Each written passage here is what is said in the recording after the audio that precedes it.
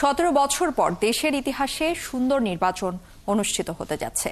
লন্ডনে আন্তর্জাতিক সম্পর্ক বিষয়ক প্রতিষ্ঠান চ্যাথাম হাউসে এক সংলাপে এই কথা জানিয়েছেন প্রধান উপদেষ্টা ডক্টর মোহাম্মদ ইউনূস। নির্বাচনের আগে জুলাই চার্টার জাতির সামনে উপস্থাপন এবং গণহত্যাকারীদের বিচার দৃশ্যমান করা হবে বলেও জানিয়েছেন তিনি। আর বিচারের আগ পর্যন্ত আওয়ামী লীগের কার্যক্রম স্থগিত হয়েছে, নিষিদ্ধ করা হয়নি বলেও জানান প্রধান উপদেষ্টা। আরো জানাচ্ছেন মোহন ইসলাম।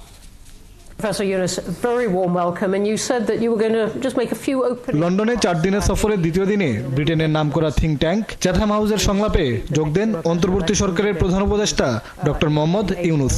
এখানে প্রধান উপদেষ্টা দেশের অর্থনৈতিক, রাজনৈতিক পরিস্থিতি, নির্বাচন, বিচার ও সংস্কার সহ বিভিন্ন বিষয়ে কথা বলেন। প্রধান উপদেষ্টা বলেন, 17 বছর পর দেশের ইতিহাসে একটি সুন্দর, অবাধ, সুষ্ঠু নির্বাচন অনুষ্ঠিত হবে। Most beautiful election we ever had in our history. আগামী নির্বাচন হবে দেশের ইতিহাসের সুন্দর নির্বাচন। সময় নির্ধারিত হয়েছে, জনগণ প্রস্তুত আছে। 17 বছর পর দেশে সত্যিকারের নির্বাচন হতে যাচ্ছে, যার উচ্ছ্বাস জনগণের মধ্যে আছে। জনগণ নিজের ভোট দিতে পারবে। এই 17 বছরে এখনো তরুণেরা ভোট দিতে পারেনি, তারা অপেক্ষায় থেকেও তাদের রায় দিতে পারেনি। নির্বাচনের আগে রাজনৈতিক দলের ঐক্যমতের ভিত্তিতে জুলাই চার্টার করা হবে এবং জুলাই আগস্টে গণহত্যার সাথে জড়িতদের বিচার দৃশ্যমান করা হবে।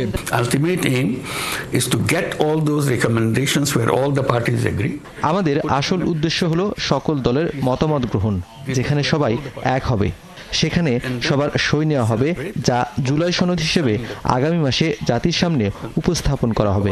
মোটা দাগে সংস্কার, আর যারা জুলাই আগস্টে ছোট ছোট শিশু ও জনতাকে হত্যা করেছে তাদের বিচার আর নির্বাচন, এটাই আমাদের দায়িত্ব। প্রধান উপদেষ্টা বলেন, গণহত্যার সাথে জড়িত আওয়ামী লীগের মধ্যে অনুশোচনা নেই, এজন্যই বিচার হওয়ার আগ পর্যন্ত তাদের কার্যক্রম স্থগিত করা হয়েছে। Young people on the street just like that, make people disappear just like that, steal money just like that, would you still call it a political party? তারা রাস্তায় যেভাবে মানুষ হত্যা করেছে, মানুষ গুম করেছে, টাকা চুরি করেছে, তাদের কি রাজনৈতিক দল বলা যায়? এটা ডিবেট, কোনো জাজমেন্ট না। ইস্যুটা আসছে 5 আগস্ট সাবেক প্রধানমন্ত্রী পালিয়ে যাওয়ার পর।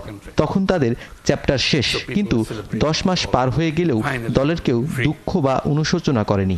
তাই রাস্তায় ওরা আন্দোলন করলে আমরা নিজেদের নিরাপদ মনে করি না, বিশেষ করে অভ্যুত্থানে যারা নেতৃত্ব দিয়েছে। তাই জনগণ ও দেশের নিরাপত্তার জন্য জাতি সিদ্ধান্ত নিয়েছে আওয়ামী লীগের কার্যক্রম স্থগিত করা হয়েছে বিচারের আগ পর্যন্ত, তবে নিষিদ্ধ করা হয়নি। দেশের নিরাপত্তার ঝুঁকি তৈরি করেছে রোহিঙ্গারা, তাদের নিজ দেশে প্রত্যাবাসনের জন্য সরকার কাজ করছে বলে জানান প্রধান উপদেষ্টা।